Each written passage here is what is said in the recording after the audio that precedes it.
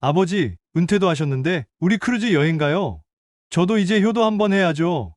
박준호가 환한 미소를 지으며 아버지 철수 앞에 나타났습니다. 평소와 달리 정장을 차려입고 자신만만한 모습이었어요. 68세의 박철수는 아들을 의아하게 바라봤습니다. 평생 청렴 결백하게 살아온 그였기에 아들도 그렇게 살기를 바랐지만 준호는 늘 허영심만 가득했거든요. 아니, 무슨 돈이 있어서 여행을 가자는 거야? 철수는 어안이 벙벙했지만 속으로는 내심 기뻤습니다. 이번에 준비한 사업이 잘 됐어요. 준호가 진심 어린 표정으로 말했습니다. 그렇다고 갑자기 크루즈 여행이라니? 아버지, 앞으로 승승장구할 일만 남았으니 걱정하지 마세요. 그래도 사업하다 보면 급한 돈이 필요할 텐데. 여행 보내줄 돈 아껴서 더 열심히 해봐. 우리 아들 철들었구나. 나는 그 말만이라도 이미 다녀온 거나 다름없다. 하지만 준호는 포기하지 않았습니다. 아버지, 제 마음도 받아주세요. 그리고 엄마도 이 먼저 가서 기다리고 계세요. 네, 엄마가 먼저 갔다고? 철수가 깜짝 놀랐습니다. 네, 이벤트로 여자분들은 미리 탑승하면 미용 서비스도 해준다고 하더라고요. 아버지 짐도 다 준비해뒀고 웬만한 건 크루즈 안에 다 있으니까 지금 몸만 가시면 돼요. 철수는 아내가 먼저 갔다는 말에 마음이 더 움직였어요. 이미 다 준비해 놨던 거야. 그래, 아들 효도 한번 받아보자. 준호의 얼굴에 안도의 표정이 스쳤습니다. 항구로 향하는 차 안에서 철수는 창밖을 바라봤습니다. 푸른 바다가 펼쳐지고 갈매기들이 자유롭게 날아다니고 있었어요. 내 엄마가 좋아하지? 평생 고생만 했는데. 철수는 중얼거리듯 말했습니다. 아버지, 저기 여행사 직원이 기다리고 있어요. 정장을 말끔히 차려입은 중년 남성이 다가왔습니다. 김태석이라고 자신을 소개한 그는 번들거리는 미소를 지으며 말했어요. 안녕하세요, 박철수 고객님. 크루즈는 너무 큰 배라서 항구에 직접 들어올 수 없습니다. 저 셔틀 배로 환승하셔야 해요. 철수는 고개를 끄덕였습니다. 아, 그렇군요. 그럼 저 배를 타면 되는 건가요? 아내가 먼저 탑승했다던데요. 네, 맞습니다. 부인께서는 이미 크루즈에 계시고 30분 정도면 도착할 거예요. 준호는 아버지를 배에 태우고 나서 뒤로 물러섰습니다. 철수가 손을 흔들며 인사하자 준호도 웃으며 손을 흔들었어요. 아버지, 안전하게 다녀오세요. 철수는 작은 배에 홀로 앉아 바다 위를 달렸습니다. 아내가 기다리고 있다는 생각에 마음이 설레었어요. 평생 고생만 시킨 아내에게 이런 호화 여행을 선물할 수 있다니 아들이 정말 기특했습니다. 한편 집에서 순자는 저녁 준비를 하고 있었습니다.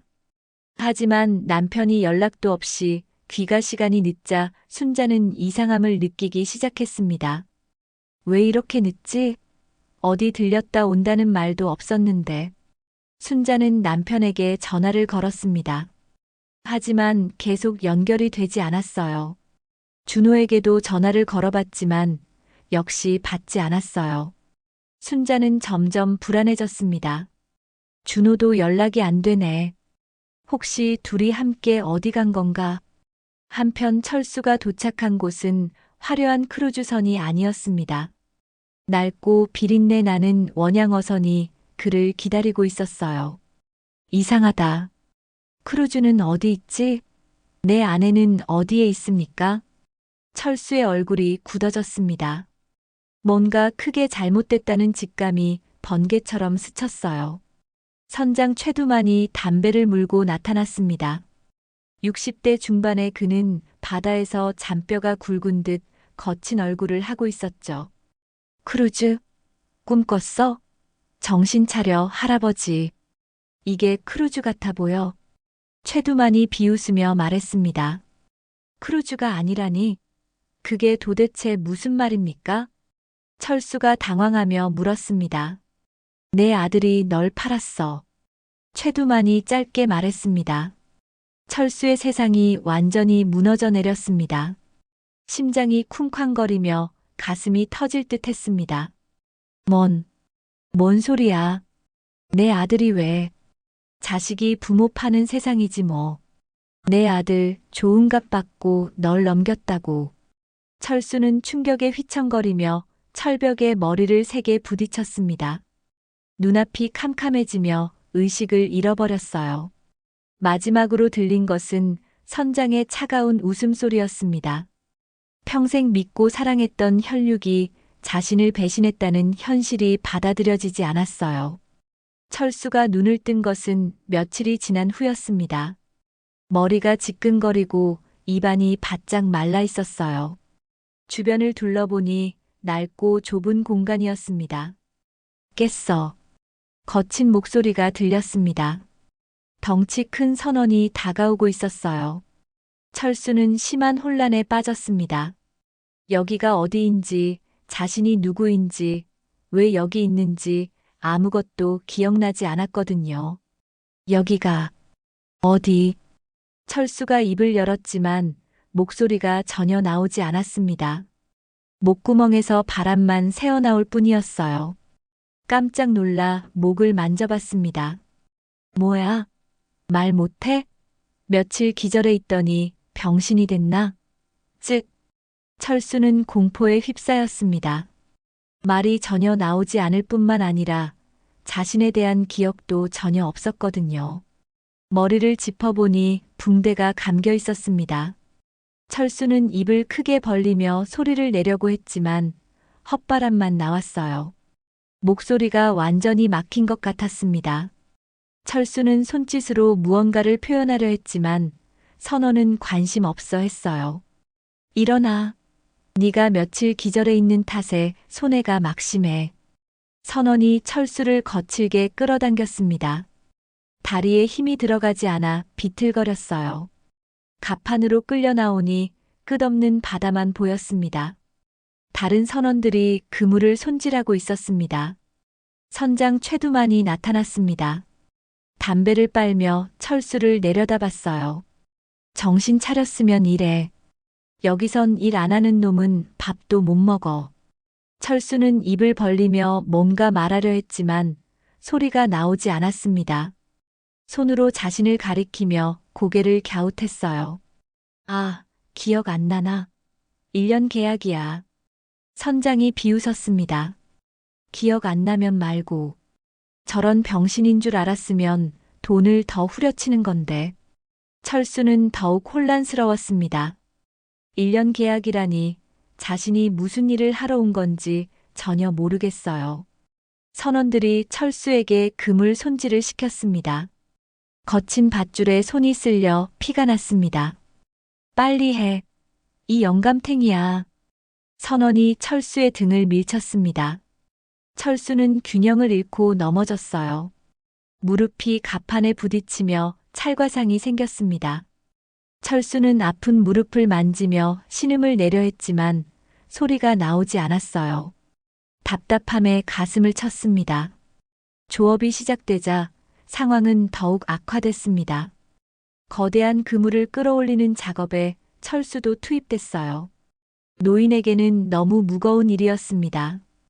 밧줄을 잡고 있던 철수의 손에서 피가 흘렀습니다. 손바닥이 까져서 밧줄이 미끄러졌어요.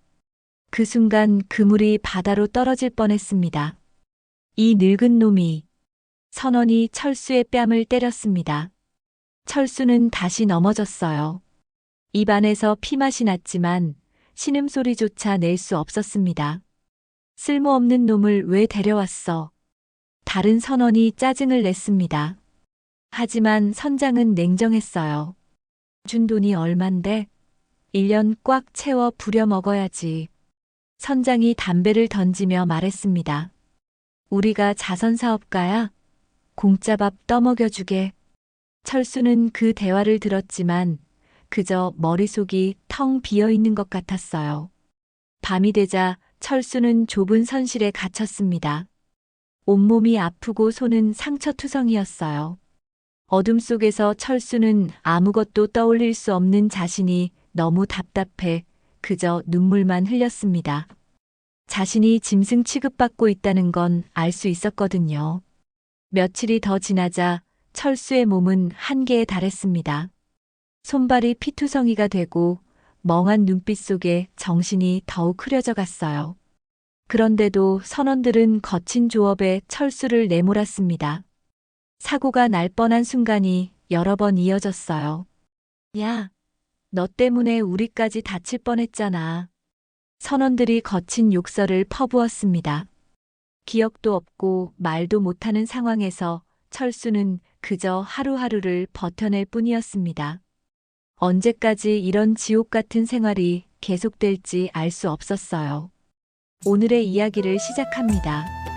구독과 좋아요는 무료입니다. 꼭 눌러주시는 그 한 번의 손길이 제게는 큰 힘이 되고 여러분과 오래도록 이야기를 이어갈 수 있습니다. 몇 주가 지나면서 철수의 몸은 점점 말라갔습니다. 하루 두 끼의 찬밥과 된장국으로는 혹독한 노동을 버텨낼 수 없었거든요. 손과 발은 상처투성이가 되었고 등과 어깨는 늘 결린 채였어요. 그날도 새벽부터 조업이 시작됐습니다. 철수는 비틀거리며 갑판으로 나왔어요. 선원들이 거대한 그물을 바다에 던지는 작업을 하고 있었습니다. 저기 가서 밧줄 잡고 있어. 선원이 철수를 밀쳐보냈습니다. 철수는 미끄러운 갑판에서 균형을 잡으려 애썼어요. 파도가 거세져서 배가 심하게 흔들렸거든요. 밧줄을 잡고 버티려 했지만 손에 힘이 들어가지 않았어요. 그때였습니다. 선장 최두만과 부선장이 철수 뒤에서 나직하게 대화하는 소리가 들렸어요. 최두만이 담배를 빨며 말했습니다. 돈 아까워 죽겠네. 나이 많다고 할 때 거절했어야 했는데 상태를 보아하니 오래 못 버틸 것 같아요, 선장님. 부선장이 냉소적으로 말했어요. 게다가 머리 다치더니 기억도 못하고 말도 못하고 여기가 요양원도 아니고 이러다가 초상 치르게 생겼어. 다음 정박지에 그냥 버리고 갈까요? 철수는 그 대화를 들으며 온몸이 얼어붙었습니다. 무슨 말인지 정확히 이해하지 못했지만 자신에게 끔찍한 일이 일어날 거라는 본능적인 공포가 밀려왔어요. 충격에 빠진 철수는 무의식적으로 뒷걸음질 쳤습니다. 그 순간 발이 갑판에 널려있던 밧줄에 걸렸어요. 아! 소리도 나지 않는 비명을 지르며 철수는 뒤로 넘어졌습니다. 몸이 배 밖으로 튕겨나가며 차가운 바다로 곤두박질 쳤어요. 살려! 철수가 마음속으로 절규했지만 목소리는 나오지 않았습니다. 철벅하는 물소리도 파도와 기계 굉음에 완전히 묻혀버렸어요. 차가운 바닷물이 철수를 집어삼켰습니다. 옷이 물을 먹어 무거워지면서 몸이 가라앉기 시작했어요. 허우적거리며 물 위로 고개를 내밀었지만 숨쉬기가 힘들었습니다. 원양어선은 아무 일 없다는 듯 그대로 항해를 계속했습니다. 아무도 철수가 바다에 빠진 줄 모르고 있었어요. 한 선원이 우연히 철수가 없어진 걸 발견했습니다. 그 할아버지 어디 갔지? 다른 선원이 어깨를 으쓱했어요. 아무도 철수를 찾으려 하지 않았습니다. 오히려 눈에 거슬리는 존재가 안 보이니 편하다는 반응이었어요. 한참 후 선장이 철수가 없다는 걸 알았습니다. 그 할아버지는? 모르겠어요. 아까부터 안 보이는데. 선장은 잠깐 생각하더니 무관심하게 말했습니다. 바다에 빠졌나 보네. 어차피 골칫거리였는데. 찾아볼까요? 됐어. 이미 멀리 떠내려갔을 텐데 뭘 찾아. 계속 조업해. 원양어선은 그대로 자신의 길을 갔습니다. 철수는 혼자 바다에 남겨졌어요. 철수는 필사적으로 헤엄쳤습니다. 하지만 파도가 너무 거세서 배와의 거리는 점점 멀어졌어요. 원양어선이 작은 점처럼 사라져가는 게 보였습니다. 도와주세요. 누구든지 마음속으로 외쳤지만 사방은 온통 바다뿐이었어요. 체력이 떨어지면서 물속으로 가라앉을 뻔했습니다. 그때 기적처럼 떠다니는 물체 하나를 발견했습니다. 나무 판자였어요. 아마 다른 배에서 떨어진 폐목재인 것 같았습니다. 철수는 죽을 힘을 다해 그 나무 판자를 붙잡았습니다. 간신히 몸을 지탱할 수 있었어요. 살았다. 안도의 한숨을 쉬었지만 곧 새로운 절망이 밀려왔습니다. 사방이 온통 바다였거든요. 언제 구조될지, 아니 구조될 수나 있을지 알 수 없었어요. 첫 번째 밤이 찾아왔습니다. 낮에는 뜨거운 햇볕에 시달렸는데 밤이 되자 추위가 몰려왔어요. 온몸이 떨렸지만 나무 판자를 놓을 수는 없었습니다. 바람이 거세지면서 파도가 더 높아졌습니다. 철수는 나무 판자에 매달린 채 파도에 휩쓸려 다녔어요. 몇 번이나 물에 빠질 뻔했지만 간신히 버텼습니다. 두 번째 날이 밝았습니다. 입술은 바짝 말라 갈라졌고 목이 타들어갔어요. 소금기 있는 바닷물은 마실 수 없었습니다. 뜨거운 햇볕이 피부를 태웠습니다. 얼굴과 손등이 빨갛게 달아올랐어요. 의식이 흐려지기 시작했습니다. 물. 목소리는 나오지 않았지만 간절히 바랐어요. 하지만 사방에는 마실 수 없는 바닷물 뿐이었습니다. 세 번째 날이 되자 환각이 보이기 시작했습니다. 멀리서 배가 오는 것 같았지만 착각이었어요.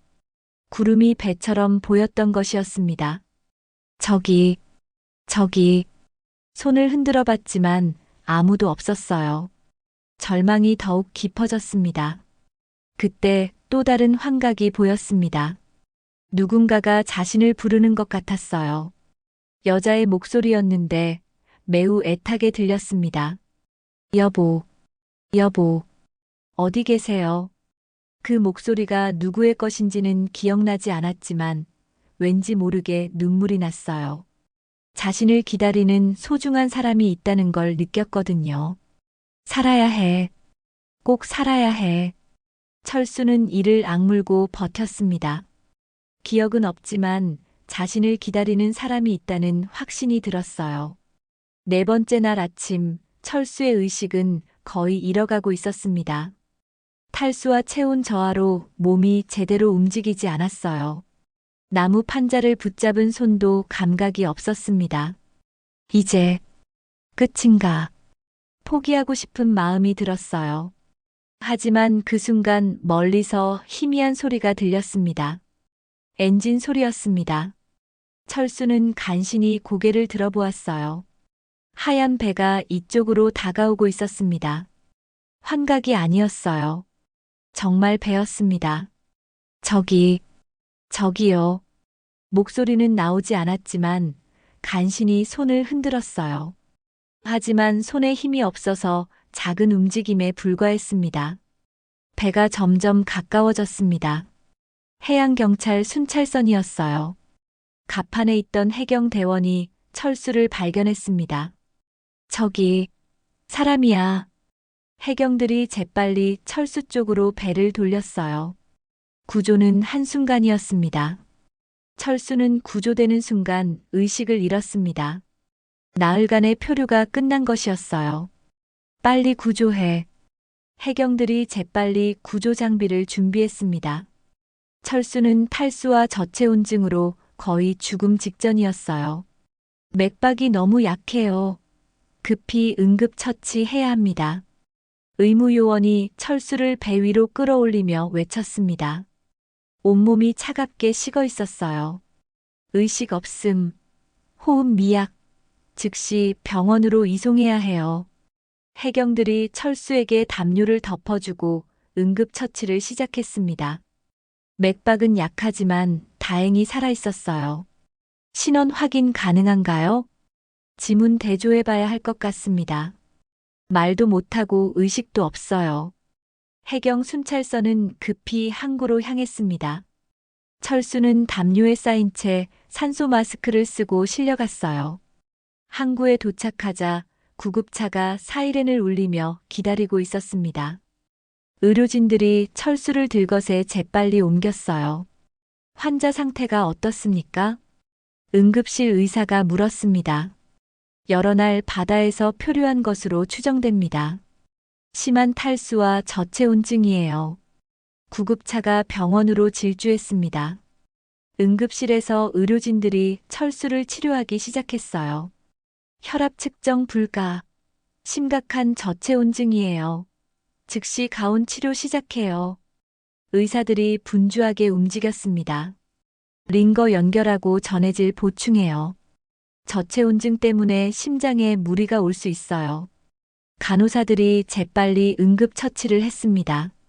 한편 경찰서에서는 철수의 신원을 파악하고 있었습니다. 지문을 채취해서 컴퓨터에 입력했어요. 잠시 후 결과가 나왔습니다. 실종자로 등록된 박철수 씨 맞습니다. 경찰관이 확인했습니다. 언제 실종 신고 들어왔나요? 3주 전입니다. 가족이 신고했어요. 즉시 가족에게 연락드려야겠네요. 전화벨이 울렸습니다. 순자의 집에 경찰에서 전화가 온 것이었어요. 여보세요? 순자의 목소리가 떨렸습니다. 3주 동안 남편을 찾아 헤맨 끝에 지쳐 있었거든요. 박철수 씨 부인이신가요? 네, 맞는데요. 혹시 저희 남편분을 찾았습니다. 지금 병원 응급실에 계세요. 순자는 전화기를 놓칠 뻔했습니다. 병원이요? 괜찮은 건가요? 많이 다쳤나요? 바다에서 구조됐는데 상태가 위중합니다. 빨리 오세요. 순자는 눈물을 흘리며 병원 주소를 받아 적었습니다. 3주 동안의 지옥 같은 기다림이 끝난 것이었어요. 준호도 전화를 받았습니다. 하지만 그의 반응은 전혀 달랐어요. 아버지가 살아서 돌아왔다고. 준호의 얼굴이 창백해졌습니다. 모든 계획이 완전히 틀어진 것이었거든요. 바다에서 구조됐다고요? 어떻게? 준호야, 아버지가 의식도 흐리고 상태가 위중한가 봐. 엄마는 지금 병원으로 가고 있으니까 너도 병원으로 와. 준호는 속으로 안도했습니다. 상태가 위중하다면 자신이 한 일을 말하지 못할 테니까요. 순자는 급히 병원으로 달려갔습니다. 응급실 앞에서 의사가 나와 설명했어요. 환자분이 여러 날 바다를 표류해서 저체온증이 심해 위험했었지만 다행히 지금은 고비를 넘겼습니다. 다만 의식이 아직은 흐려요. 들어가 봐도 될까요? 네, 하지만 아직 안정이 필요한 상태입니다. 순자는 중환자실로 들어갔습니다. 침대에 누워있는 남편을 보자 눈물이 쏟아졌어요. 그동안 밤낮으로 찾아다니며 걱정했는데 이렇게 초췌한 모습으로 돌아오다니. 하지만 이렇게라도 찾게 되어 너무나도 감사했습니다. 여보, 여보. 순자가 남편의 손을 잡으며 불렀습니다. 철수가 천천히 눈을 떴습니다. 순자를 멍하니 바라보더니 아무런 반응이 없었어요. 마치 처음 보는 사람을 대하는 것 같았습니다. 여보, 나예요, 순자예요. 순자가 애타게 불렀지만 철수는 여전히 멍한 표정이었습니다. 입을 벌려 뭔가 말하려 했지만 목소리가 전혀 나오지 않았어요. 순자는 혹시나 싶어서 침대 옆 서랍에서 메모지와 볼펜을 꺼내 철수에게 건넸습니다. 철수는 떨리는 손으로 메모지에 글자를 적었어요. 누구세요? 순자의 얼굴이 창백해졌습니다. 남편이 자신을 알아보지 못한다니요.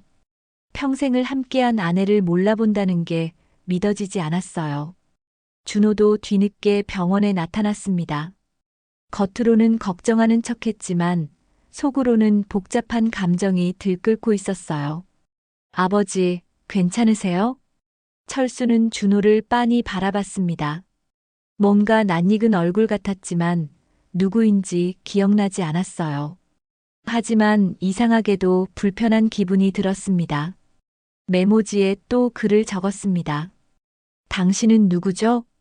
준호는 속으로 쾌재를 불렀습니다. 아버지가 자신을 기억하지 못한다면 완벽한 상황이었거든요. 저는 아들 준호예요, 아버지. 순자가 남편을 바라보며 물었습니다. 여보, 그날 어딜 간 거예요? 어딜 갔길래 바다에서 표류를 해요? 준호가 재빨리 끼어들었습니다. 아버지, 진짜 걱정 많이 했어요. 연락도 없고 전화도 안 되고. 어떻게 바다를 가신 거예요? 철수는 메모지에 글을 적었습니다. 기억이 안 나요. 의사가 들어와서 진단을 내렸습니다. 기억상실과 실어증으로 보입니다. 머리에 강한 충격을 받으신 것 같아요. 회복에는 상당한 시간이 필요할 겁니다. 순자는 주저앉을 뻔했습니다. 남편이 돌아오긴 했지만 완전히 다른 사람이 되어버린 것 같았어요. 준호는 속으로 안도했습니다. 이 상황이라면 자신의 비밀은 영원히 묻힐 것 같았거든요. 며칠 후 철수는 퇴원했습니다. 집으로 돌아왔지만 모든 것이 낯설었어요. 자신의 방도, 옷장 속 옷들도, 가족 사진들도 전혀 기억나지 않았습니다. 순자는 남편을 정성껏 돌봤습니다. 기억을 되찾게 하려고 옛날 이야기를 들려주고 사진을 보여줬어요. 하지만 철수는 고개만 갸웃할 뿐이었습니다. 하지만 철수는 계속해서 준호를 불편한 시선으로 바라봤습니다. 기억은 나지 않지만 본능적으로 경계심이 들었어요. 뭔가 이 사람과 관련해서 끔찍한 일이 있었다는 느낌이 계속 들었습니다. 철수가 집에 돌아온 지 일주일이 지났습니다. 기억을 잃은 남편을 돌보느라 순자는 하루도 제대로 쉬지 못했어요.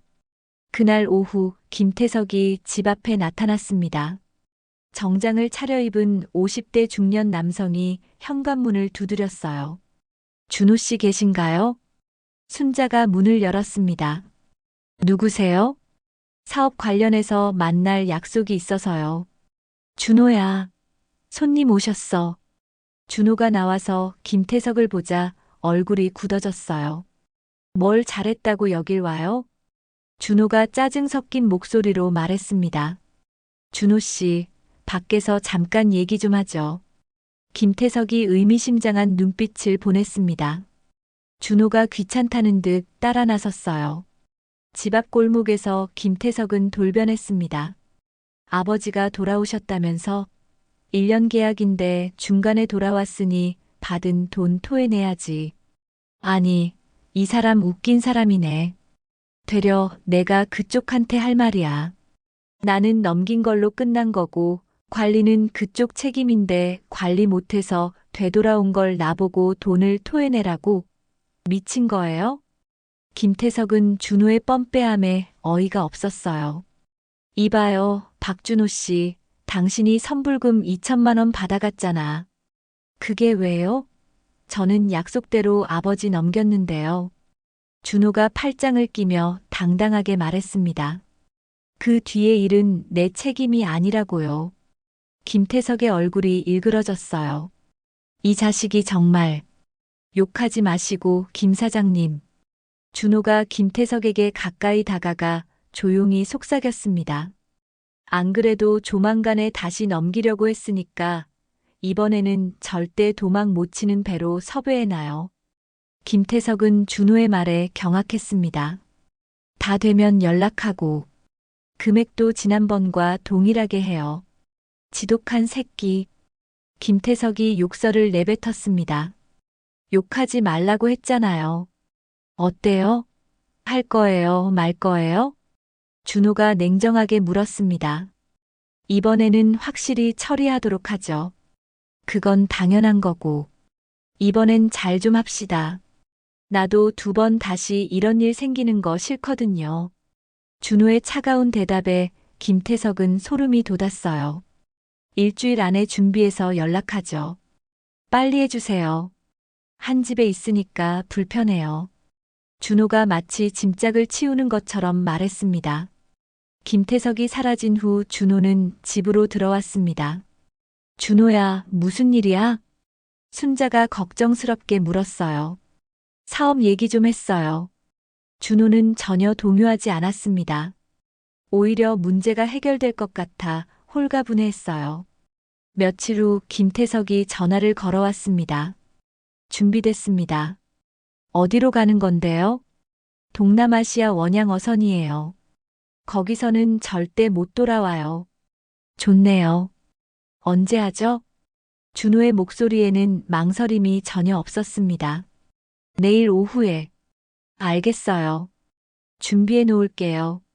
전화를 끊은 준호는 만족스러워했습니다. 다음 날 아침 준호는 계획을 실행했습니다. 엄마, 아버지 병원에 가셔야 할 것 같아요. 왜? 무슨 일이야? 병원에서 연락이 왔어요. 정밀 검사를 받으라고 하네요. 갑자기 무슨 정밀 검사를 더 받으라는 거야? 뇌 상태를 더 자세히 봐야 한다고 해요. 준호의 거짓말이 자연스러웠습니다. 그래. 엄마도 서둘러 준비할 테니 조금만 기다려. 아니에요, 엄마. 며칠 정도 입원할 수도 있다고 하니까 남자들끼리 가는 게 좋을 것 같아요. 철수는 거실에서 준호의 말을 듣고 있었습니다. 기억은 나지 않지만 뭔가 이상한 기분이 들었어요.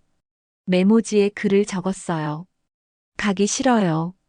왜요, 아버지? 건강을 위해서 가야죠. 준호가 억지로 웃으며 말했지만 속으로는 짜증이 났습니다. 철수는 계속 고개를 저었습니다. 본능적으로 준호와 함께 나가면 안 될 것 같았어요. 다음 날 준호는 아버지를 데리고 집을 나섰습니다. 순자는 현관에서 걱정스럽게 배웅했어요. 여보, 걱정하지 말고 검사 잘 받고 빨리 돌아와요. 준호야, 아버지 잘 모셔라. 걱정 마세요, 엄마. 금방 돌아올게요. 철수는 차에 타면서도 계속 불안한 마음이 들어 메모지와 볼펜을 손에 꽉 쥐었습니다. 잠시 후 창밖을 보니 차는 병원과는 반대 방향으로 이동하고 있었습니다. 메모지에 급하게 글을 적었어요. 병원이 어디예요? 조금 멀어요, 아버지. 준호가 무심하게 대답했습니다. 철수는 창밖을 보며 더욱 초조해했습니다. 바다 냄새가 나기 시작했거든요. 여기가 어디죠? 철수가 메모지에 적었습니다. 곧 도착해요. 준호의 목소리가 차가웠습니다. 차가 항구에 도착했습니다.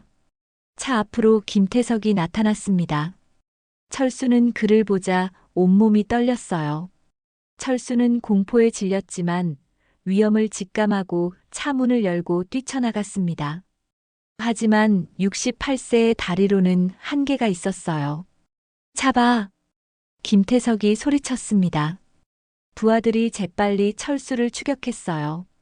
철수는 필사적으로 달렸습니다. 항구 컨테이너 창고 사이를 누비며 도망쳤지만 거리는 점점 좁혀졌어요. 도와주세요. 누구든지. 철수는 힘껏 소리쳤지만 목소리가 나오지 않아 절망스러웠습니다. 인적이 드문 항구라 주변에 아무도 없었습니다. 결국 부하 중 한 명이 철수를 붙잡았습니다. 놓으라고. 철수가 필사적으로 저항했지만 소리 없는 외침이었고 힘으로는 상대가 되지 않았어요. 김태석이 다가왔습니다. 이렇게 잡힐 거 뭐하러 도망갑니까? 서로 피곤하게 김태석이 철수를 거칠게 밀쳤습니다. 철수는 균형을 잃고 뒤로 휘청거렸어요. 그 순간 철수의 머리가 컨테이너 모서리에 세게 부딪혔습니다. 쾅! 둔탁하고 무서운 소리가 항구에 울려 퍼졌어요. 철수는 바닥에 쓰러져 의식을 잃었습니다. 머리에서 피가 흘러내렸어요. 죽었나? 부하 중 하나가 물었습니다. 확인해봐. 김태석이 냉정하게 말했습니다. 뒤따라 뛰어온 준호가 피 흘리며 쓰러져 있는 철수를 봤습니다. 뭐야? 배에 태우랬더니 죽인 거야? 준호의 말이 끝나기가 무섭게 철수가 천천히 눈을 떴습니다. 하지만 그의 눈빛이 완전히 달라져 있었어요. 혼란스럽고 멍한 눈빛이 사라지고 날카롭고 분노에 찬 시선이 되어 있었습니다. 기억이 완전히 돌아온 것이었습니다. 철수는 주변을 둘러봤습니다. 김태석, 부하들, 그리고 아들 준호. 모든 것이 파노라마처럼 생생하게 되살아났어요. 크루즈 여행이라는 거짓말, 원양어선의 지옥, 바다에서의 사투, 그리고 무엇보다 준호가 자신을 돈에 팔아넘긴 충격적인 진실까지. 철수는 말하려고 입을 열었습니다. 하지만 여전히 목소리가 나오지 않았어요. 순간 절망에 빠졌습니다. 하지만 곧 정신을 차리고 떨리는 손으로 메모지를 집어들었어요. 모든 게 기억났다. 김태석이 그 글을 보고 깜짝 놀랐습니다. 뭐라고요? 철수는 분노에 사로잡혀 메모지에 급하게 써내려갔습니다. 준호, 너는 나를 원양어선에 팔았어.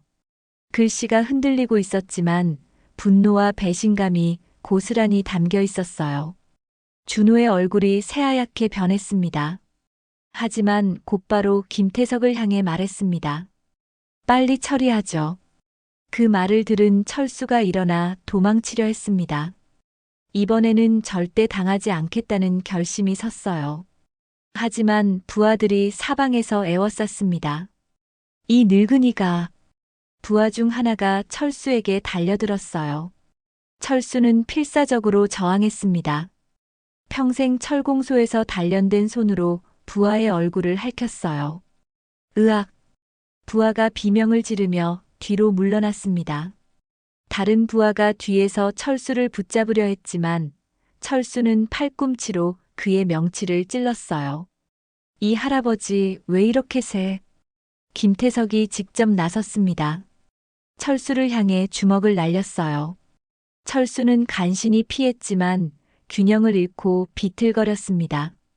바로 그때였습니다. 거기 뭐 하시는 분들이죠? 멀리서 목소리가 들렸어요.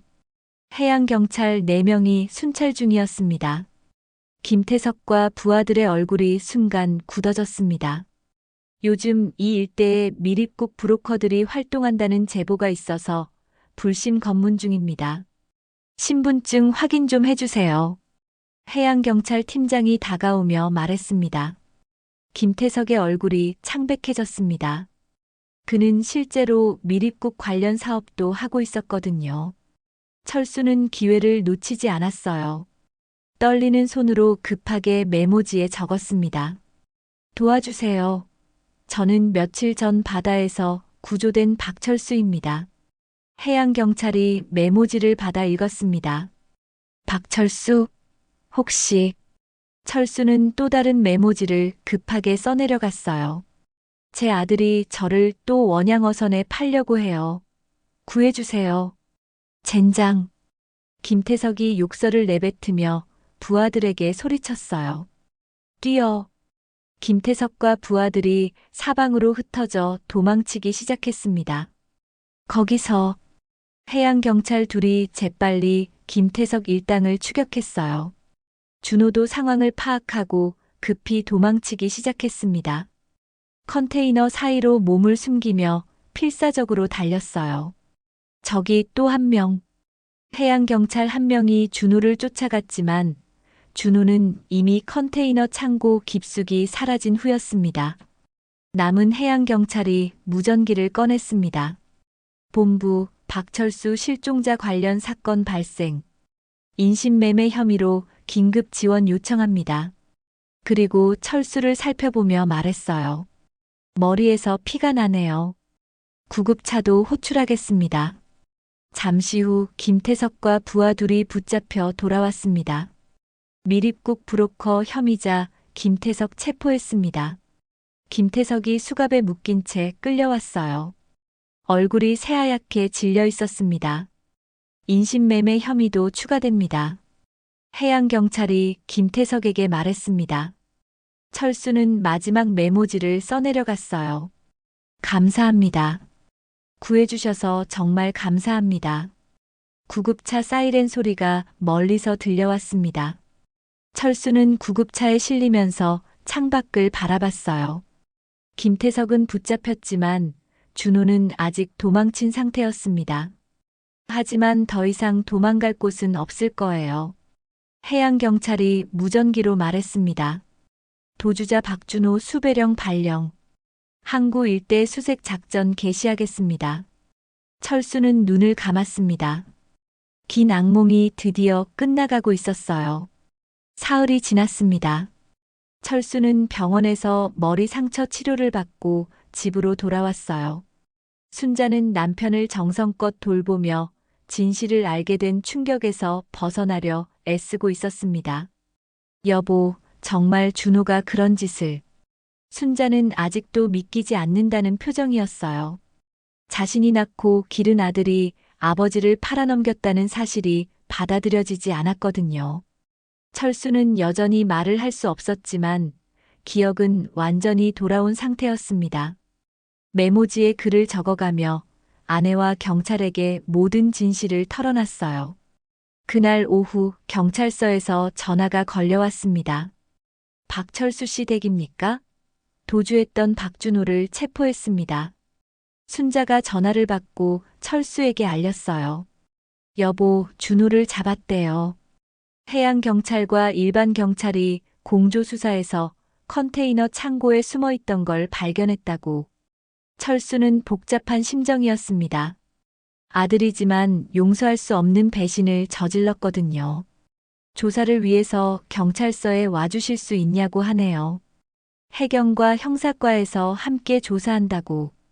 철수는 고개를 끄덕였습니다. 마지막으로 준호와 대면해야 할 때가 온 것 같았어요.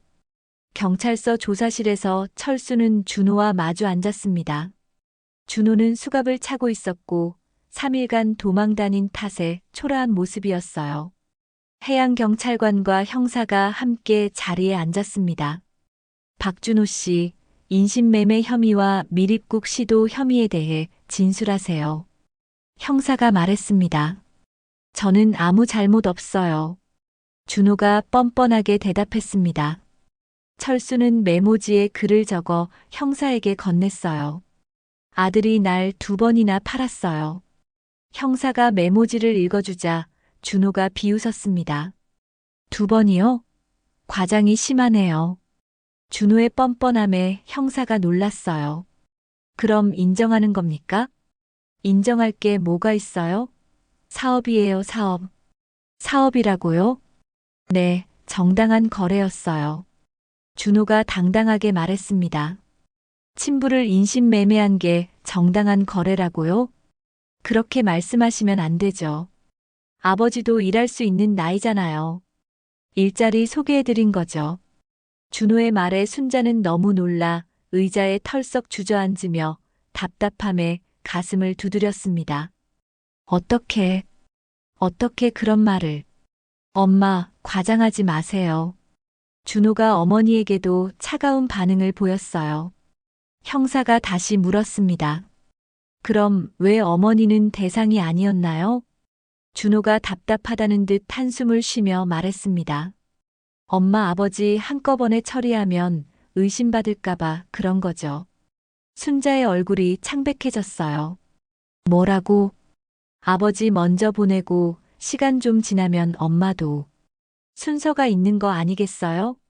준호가 태연하게 말했습니다. 단계적으로 해야 안전하니까요.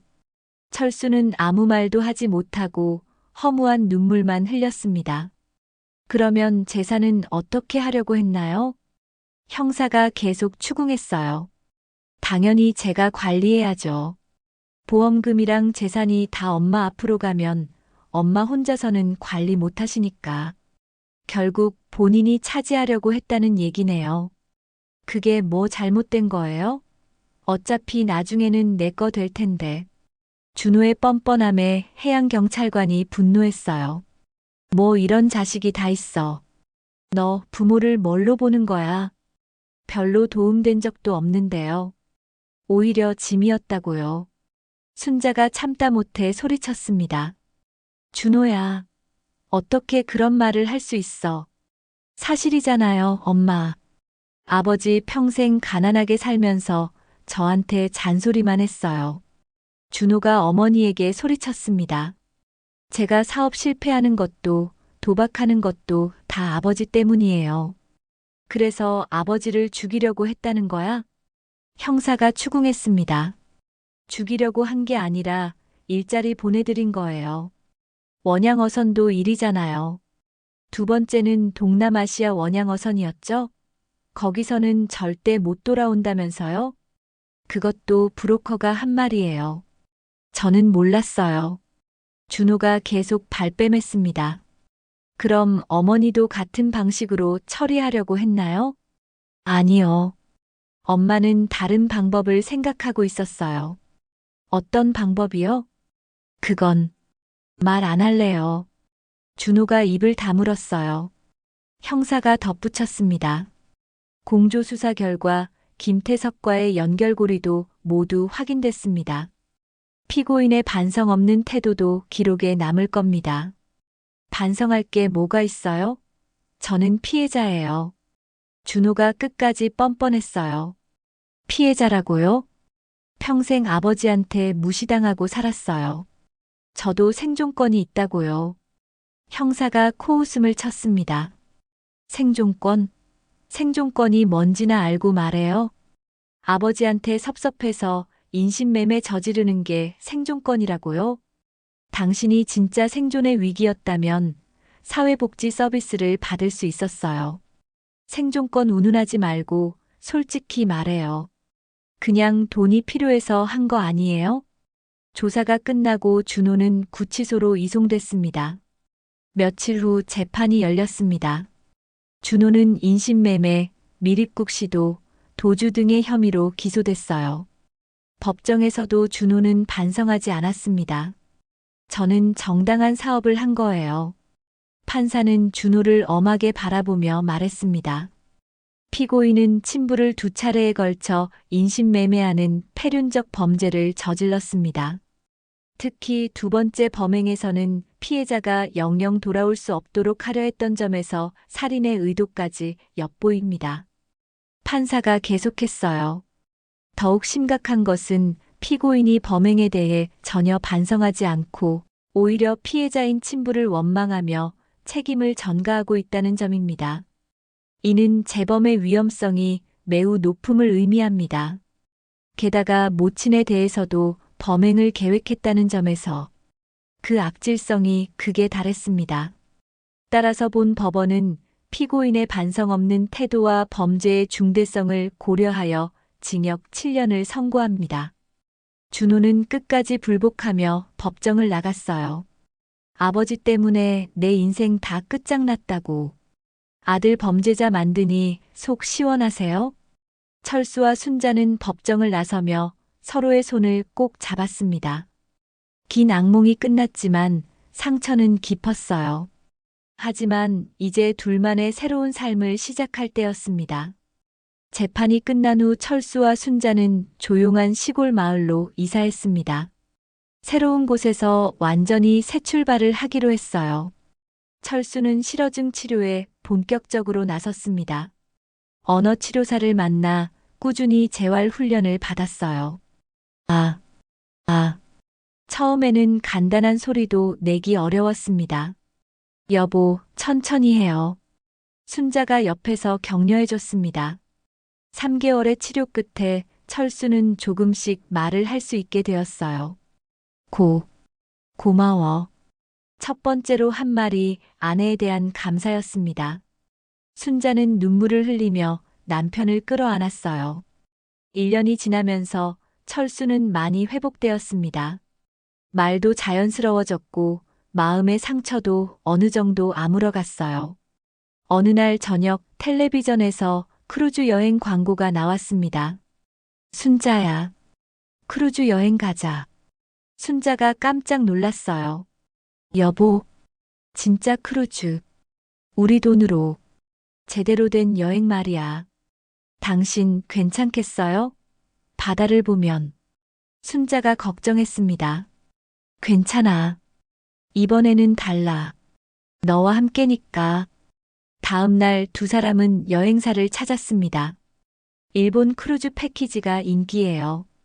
인천공항에서 오키나와로 가서 일본 남부 연안을 도는 4박 5일 코스입니다. 철수가 고개를 끄덕였습니다. 예약하겠습니다. 몇 주 후 두 사람은 인천공항에서 오키나와행 비행기에 올랐습니다. 철수는 처음 타는 비행기에 긴장했지만 순자가 손을 잡아줬어요. 오키나와에 도착해서 크루즈 터미널로 이동했습니다. 화려하고 큰 진짜 크루즈선이 그들을 기다리고 있었어요. 여보, 정말 꿈 같아요. 순자가 감탄했습니다. 철수는 갑판에 서서 바다를 바라봤습니다. 예전 같으면 공포에 떨었을 텐데 이번에는 달랐어요. 무섭지 않아? 아니야. 이번에는 우리가 선택한 거니까. 크루즈는 일본 남부 연안의 아름다운 섬들을 거쳐가는 코스였습니다. 두 사람은 매일 갑판을 거닐며 바다를 구경했어요. 여보, 저기 돌고래. 순자가 신나게 소리쳤습니다. 정말이네. 아름다워. 철수도 미소를 지었습니다. 같은 바다인데 이렇게 다를 수가 있구나 싶었어요. 저녁에는 크루즈 레스토랑에서 식사를 했습니다. 촛불이 켜진 테이블에서 두 사람은 마주 앉았어요. 여보, 우리 결혼한 지 벌써 40년이 넘었네요. 그러게. 이렇게 여행 온 건 처음이지? 그럼 이번이 우리 두 번째 신혼여행이야. 철수가 웃으며 말했습니다. 크루즈 3일째 두 사람은 일본의 작은 섬에 내려 관광을 했습니다. 손을 잡고 거리를 걸으며 기념품도 사고 현지 음식도 맛봤어요. 여보, 이 반지 예쁘지 않아요? 순자가 작은 기념품 가게에서 반지를 보여줬습니다. 정말 예쁘네. 사자. 철수가 반지를 사서 순자 손가락에 끼워줬어요. 40년 만에 받는 반지네요. 마지막 날 저녁 갑판에서 석양을 바라보며 두 사람은 나란히 앉았어요. 여보, 힘들었던 일들이 모두 꿈 같아요. 그래. 이제는 우리만 생각하자. 바다 위로 붉은 석양이 지고 있었습니다. 여보. 철수가 떨리는 목소리로 말했습니다. 이제야 우리가 진짜 여행을 오네. 순자는 눈물로 웃으며 대답했습니다. 여보, 우리가 긴 세월 의지하면서 좋은 일도 가슴 아픈 일도 겪었지만 다 잊어버리고 새롭게 시작해요. 그런 의미의 두 번째 시작이에요. 두 사람은 서로를 꼭 끌어안았습니다. 바닷바람이 그들을 감쌌지만 더 이상 춥지 않았어요. 크루즈가 항구로 돌아오는 날, 철수는 갑판에서 마지막으로 바다를 바라봤습니다. 고마워. 바다에게 인사했습니다. 한때는 지옥이었던 바다가 이제는 치유의 공간이 되어 주었어요. 여보, 내려갈 시간이에요. 순자가 남편을 불렀습니다. 가자. 두 사람은 손을 잡고 크루즈에서 내렸습니다. 집으로 돌아가는 길에 순자가 말했습니다. 여보, 다음에는 어디로 갈까요? 글쎄, 산도 좋고, 온천도 좋고. 철수가 웃으며 대답했습니다. 이제 우리한테는 시간이 많으니까. 그래요. 앞으로는 우리만을 위해 살아요. 오늘 이야기 어떠셨나요? 구독과 좋아요는 무료입니다. 꾹 눌러주시면 앞으로 더 많은 이야기를 만들 수 있는 큰 힘이 됩니다. 사랑합니다.